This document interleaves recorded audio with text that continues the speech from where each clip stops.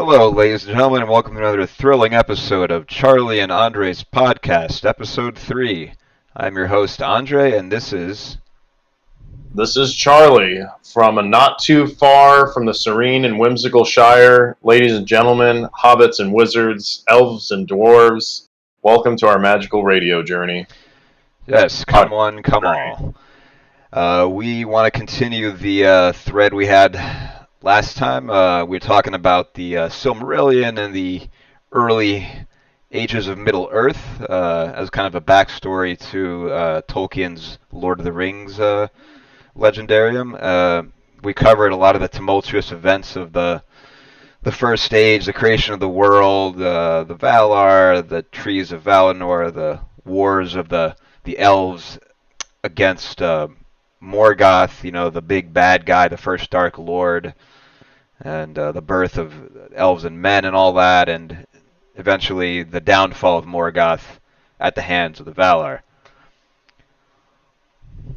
Hold on to your limbo spread because we're about to enter the second age of Tolkien's masterpiece. Yes, we are. And this is an age that's not really talked about as much. It's a little more obscure, and there's not really much that Tolkien himself wrote about it. It's mostly from a few stories he compiled outside his main corpus of work, or in the sort of timeline in the appendices at the end of the books. But it's recently come to attention more because of the Amazon series, The Rings of Power, that came out last year. And I hate to break it to you folks, there are a lot of changes from the actual timeline of the book. I don't want to disappoint anyone, but we're going to cover what he actually wrote in this. But I still think it's a pretty good show. It's got promise, It's I don't know if you had a chance to have a look at it, Charlie. I mean, here's the thing. We all love the Lord of the Rings. I mean, when I say all, a lot of people love Lord of the Rings, the movies that came out, but there's inconsistencies, right? Like Tom Bombadil isn't in there, and he's such a beautiful whimsical character. R.I.P. Tom Bombadil. Yeah, exactly. And I mean, he was a very interesting character. And, even the Hobbit movies, which probably weren't as good as the Lord of the Rings movies, I mean, they have a lot of inconsistency. So you kind of just need to, ultimately it's like a team of people making a decision there. And it's a masterpiece. And I mean, it's not like everybody has like an Elvish dictionary and they're, mapping out exactly where the Brandywine River was, 4 miles, east of this and north of that. And, where's Buckland and Breland, and it's just it happens. It's a lot to follow. I mean, it'd be cool. I mean, it'd be cool how they developed the ancient cities of Númenor to see how that goes and how they uncover the secrets of the Elven rings and the icon. I wonder how they're going to get into those iconic characters like Isildur and Sauron. Can I just say it might be amazing? Okay. Well, experience. All right, I'll let that one slide. By the way, speaking of Tom Bombadil, have you ever heard the theory that he might be a manifestation of Eru or Iluvatar, aka God? Yeah, I totally believe in that. Yeah, I've heard that, and I think it's probably the most accurate thing. It's funny you mentioned that. I met the illustrator once for a book signing. What was his name? Alan Lee. Yeah, and I asked him that question because I asked him, specifically him. I said, I'm not aware that you've done any Eru Iluvatar art, but he said, based on his conversations with Christopher Tolkien, there's certain things that shouldn't be interpreted. So he's never done art of Morgoth or Sauron explicitly. But he just sort of smiled when I said that about Tom Bombadil. So I don't know. Yeah, it's was it a yes or a no? It's mysterious. Yeah, it's meant to be. He's quite an enigmatic character. I mean, maybe we'll get to him later in the Third Age, although he kind of existed for all of time, so he's not really linked to any one age. And But he's sort of described by Gandalf as living in all time, right? So that's what yeah, makes one think he's he was Arrow Luthor. he was there before the trees were around, before the mountains. So that makes you think Yeah. he was there before Arda was even shaped, by the music, and the I wonder if Valar. he'll have a cameo or maybe a big role in this new show that's coming out. They are adding characters in interesting ways that like you're not sure who they are until maybe the end of the season. Mm. Like there's a character who is clearly some kind of a wizard. He's one of the Istari, but you don't know Yeah. which he is. If he's supposed to be Gandalf or Saruman or one of the blue wizards. And I think they definitely do a good job at keeping your attention and keeping the intrigue. We'll get to that in a little bit. So anyway, I guess back to the timeline. So where we left off, like that northwest part of Middle Earth got like wrecked pretty bad by the wars and the dragon falling on top of it and everything. Uh, Arundel, the guy who slew the dragon and also made the trek to Valinor to get the assistance of the Valar, he had two children. He was half elven himself. And then those children, as we said, they got to choose whether to be more elvish or man. And Elros, he chose to be um, man and lived a long life of like 500 years. He became the first king of this land, this island in the middle of the sea called Númenor, that was gifted to the Edain, who became then the Dunedain, the men of the West. They're the ones who are faithful to the elves. His brother, as we By the all way, know, there's an interesting tidbit about Elros. Elros was a twin brother of Elrond. exactly, yeah. Yeah, the Elf Lord in the Lord of And the Rings. yeah, we all know Elrond way more. He's the one who chose to be more elf-like, and he's basically, at least age-wise, immortal. And he's still around, in Rivendell, thousands of years later. Um, but it's an interesting little choice that they made. Like one chose to be essentially mortal and the other not.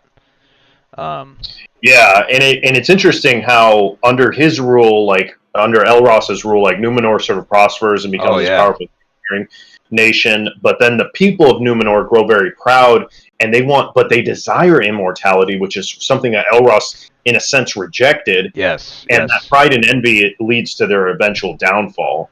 Yep, as we'll see. So Numenor became this like very prosperous, highly advanced culture in the ocean, or on this island. All the men there were gifted with much longer lifespans than the ones, all the plebs back in Middle Earth who are still like just average men. Um, and they did become, at first they were quite noble people, but over time they became, proud of themselves and um, it's interesting. They had all these like colonial endeavors of sorts, like around Middle Earth and other parts even further to the east that are not kind of mentioned much. And they set up all these little like colonies and like interacted with like the natives all over the place. Just a kind of interesting take at it. But You know, um, I wonder if like Numenor is an analogy to something because Numenor is also known as Westernaise or the land of yeah, the gift. It's that exactly. mighty kingdom founded by the Aedain, and then it's just. I wonder is that Britain? Is that like Rome? Is that one of the ancient Athenian kingdoms? Is I that I Florence think it's or often Venice? likened to Rome in some ways. And as we'll see Yeah. later, there's like some exiled kingdoms, and we can even talk about how like Gondor and Arnor are kind of like the Western and Eastern Roman empires. But I've heard that analogy, which is interesting. But we'll get to Oh, that I later. haven't heard that analogy about the Eastern and Western. I have read a letter from Tolkien. He said he went to Florence, I believe, and he said, I am in Gondor. So he's seeing Hmm. all the beauty of Florence, and he's Yeah. like, I feel like Gondor. So that would Yeah. make sense with what you're saying, right? Western Exactly. Roman And Empire. like they were much more like advanced, than all the other men of their age, and like their age was kind of defined by a lot of what they did. Yeah. Um, but anyway, yeah. So over time, like I guess they kind of their lifespans kind of shortened and dwindled, and they did have a lot of interactions with the elves, but grew envious of the elves over time. And I think early on, their names were all like elvish of the kings, and then at a certain point, they like changed to their own native language. as kind of an act of defiance and pride, which is kind of the beginning of a slow descent into what would be ultimately their downfall because of their hubris. Um, but until then, there's a lot more things happen on the mainland during the Second Age. Like Sauron had kind of escaped and was kind of doing his thing, hiding for several centuries in the east. I think probably gathering Easterling allies and orcs. The elves, the remaining elves, some were prospering in the land of Lindon, I think, which is the only part of Beleriand left to the west of the Blue Mountains. The dwarves are doing good. Uh, the elves started to. They had this. I think their king was Gil-galad or Gil-galad, uh, and Galadriel was also like among them. And Celebrimbor, he was one of the more important elves of this age. He was like the smith who basically forged the rings of power, and he was unwittingly corrupted by Sauron or fooled by him into creating the rest of these rings as part of his, sinister, nefarious plan to take over. Yeah, yeah. Gil-galad was pretty cool. He's like the High King of Númenórean and the Númenórean elves of the Second Age, and he's The remnants. Yeah. his father was Fingorn, and he plays like that key role in that the Last Alliance against Sauron during the Second Age, and he forms the alliance with the Kings of Men, Elendil, which I don't know if in the movie, certainly in the books, Aragorn is frequently saying Elendil. Yeah, you know what I mean? Yeah, that was toward the end of the age, but right, at the Battle of Dagorlad. Yeah, exactly. So like I guess it's more like in the middle of the age, like I don't know, like 1700 years into it, is when Sauron appeared to these elves. They had a place called Eregion, which is kind of in ruins by the time of the Third Age in Lord of the Rings, where Celebrimbor and the Smiths lived, and they were very proud of their work. I think he wanted to create something that almost rivaled the Silmarils, because like in beauty, and yeah, Sauron created, or he taught Celebrimbor how to forge these things, and then after doing that, he forged the One Ring in the Fires of Mount Doom, of course, as we all know. This is where the story all kind of comes from. But he appeared to them in a fair form. I think he was like a beautiful, fair Anatar. Sort of seems to trick Celebrimbor, and that's how they sort of collaborate together. And Sauron gives him all his skills and everything, because it seems that Celebrimbor trusts Sauron, and he trusts Sauron. And there's that big betrayal, like where Sauron's true identity, and it's like a big breach of trust. Mm-hmm. And then as soon as he does that, then Celebrimbor's like, wow, okay, like I really screwed up here. And then he, as soon as he realizes that, that's when Sauron declares a war. He's like, I'm not playing around anymore. But unfortunately, like Celebrimbor, he fights valiantly against Sauron, but he's like captured and tormented, and he's like ultimately dies. He gets murked, yeah. He refuses to tell Sauron where the location of the rings are, and that's why Sauron kills him. Yeah, exactly. So he's the last of the 11 Smiths in Eregion. Yep. Who are experts in craftsmanship and all this cool stuff, and metallurgy and jewelry and the beauty, aesthetics, the handiwork. I think there were like 20 rings of power overall, like 3 for the elves, 7 for dwarves, 9 for the race of men, and 1 for the Dark Lord. Yeah. And I'm not sure, were the dwarven ones forged separately? Or the 3 rings, the Elven Kings, those are the most powerful, right? And those are made by Celebrimbor and his guys. Kings for the Dwarven Lords, those are created through Sauron's kind of help and assistance and it goes in and it bears in with their, to enslave the dwarves for their lust of gold, but which is sort of work though, right? Pardon me? It didn't seem to work though, not in the way that it did with like the men who became the ring wraiths. Well, he was able to reclaim some of those rings. It's unclear. I don't recall if they tell us how many of those rings we get. And then there's 9 rings given up for mortal men, given to them as the Doomed to most die. powerful. Yeah. Yeah, yeah, but it turns them all into the Nazgul as the servants of Sauron, Yep. and that's it's curious. So there's 19, and then that additional 1 ring is that 20th one. 20th. Yeah.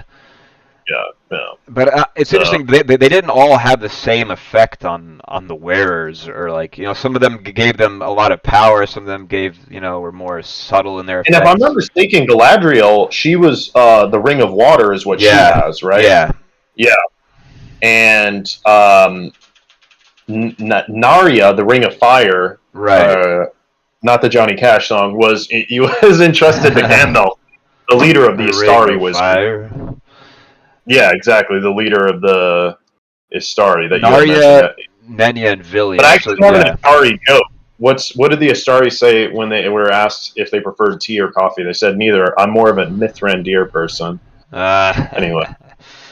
Yeah, it's interesting you mentioned the Astari, who they put them in the show, although technically they did not actually arrive until the Third Age, to counter Sauron's influence then after he was beaten. But anyway, I think they basically consolidated a lot of it into one time period, when in reality, like the Second Age happened over like a longer time. There were like 2 different wars. So this war that we're talking about now, where the rings were forged, it was called the War of the Elves and Sauron, and then Sauron actually took over like the vast majority of Middle Earth apparently, and he got all the way to like the Blue Mountains, overran all of Eriador, and then I think like the elves there in that western part, as well as the Númenóreans, who had some colonies on the mainland, they came and assisted and combined. I think they were able to drive him back.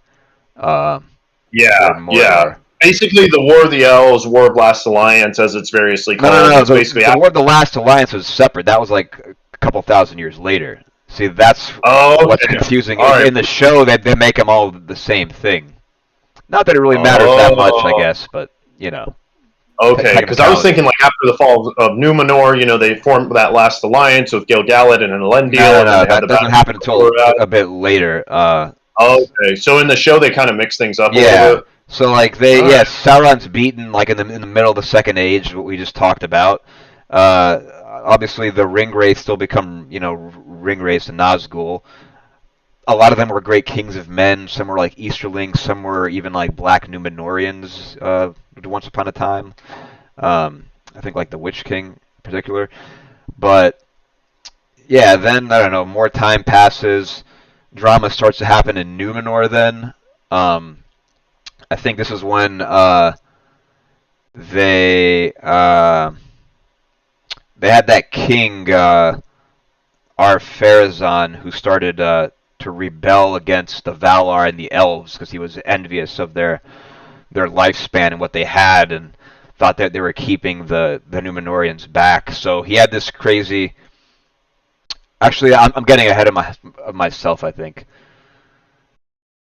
first some stuff was happening with Sauron again, where he was rising in Mordor, and then the Númenóreans under Ar-Pharazôn, which is the last king, sailed there and like humbled him.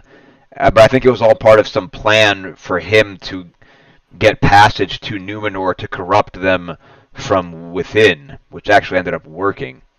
So Sauron kind of pretended to submit to the might of the Númenóreans, sailed back with them to Númenor, and then started poisoning the king by kind of whispering in his ear all these things, like the elves and the Valar are keeping you back, and like you deserve better.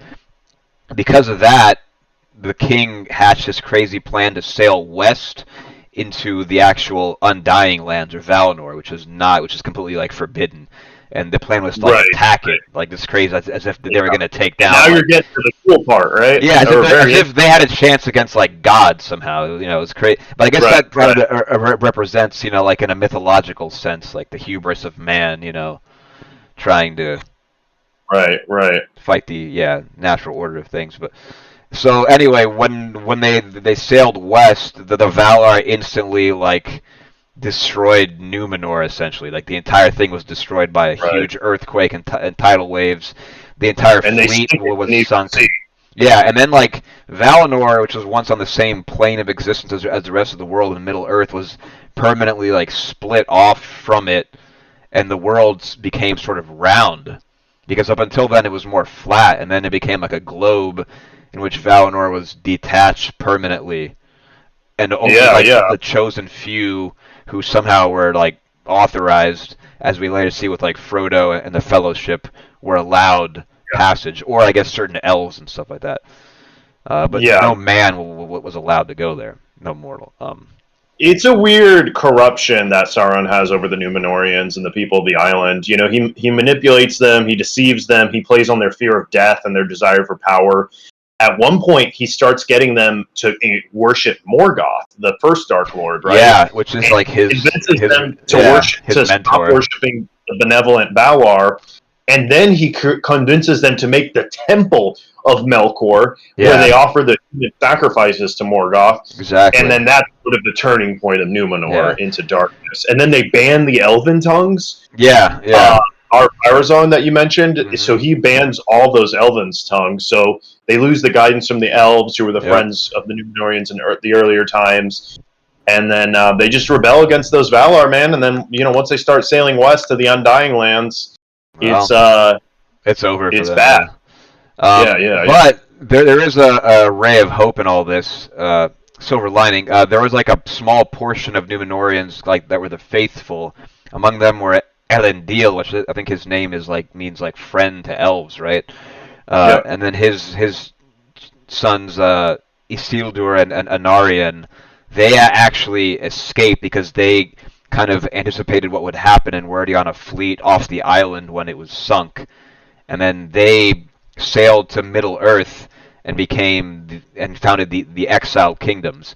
In the north, where Elendil and his son Anarion, his older son, ruled, became Arnor, the northern kingdom, and then in the south, where Isildur Yeah. ruled, it was Gondor. Um, Gondor. as we all know. As we'll see later, Arnor did not really last the test of time. It succumbed, but uh, Yeah. anyway, so It's they, interesting that you mentioned Elendil's name. In the former podcast, we mentioned Ellen Sila Luminomenti Elva, where Ellen when the elves wake up on the shores of awakening. El means star or elf in Quenya, yeah, and it sort yeah, of connects the elves and Elendil's friendship with the elven kind. And Endil means devoted. So El is star, so Endil is devoted in he's Quenya. devoted to So stars. further emphasizes that Yeah, friendship. interesting. Yeah, So Tolkien knew what he was doing. In other of words, course. Yeah, it all like he didn't leave any kind of loose ends. Everything was very it's very was holistic, interconnected. meaning and everything. Yeah. Um, so yeah, then Sauron started attacking Gondor, but then the exiled Númenóreans who became the Dunedain and the elves, they then made a pact and formed what's called the Last Alliance of men and elves. And this was like one of the biggest wars Middle Earth has ever saw, and it culminated in like this huge battle in what became the Dead Marshes north of Mordor, which is why all those like you still saw like the ghost of all those like corpses kind of there after like 3,000 years. That was like such an intense battle that their spirits still kind of lingered there. Um, and it was looking bad, but eventually I think, yeah, Elendil was killed, and Isildur, in a desperate attempt, managed to cut the hand off of Sauron, which had the ring, as we all know from the movies, in that initial dramatic scene. And Yeah. when he had the chance to destroy it in the fires of Mount Doom, as we all know, Elrond told him to destroy it, and he said no. Destroy it! That fateful Destroy it! word. He turned around, and on his way back home up north on the river, he was like assaulted by a bunch of orcs and killed.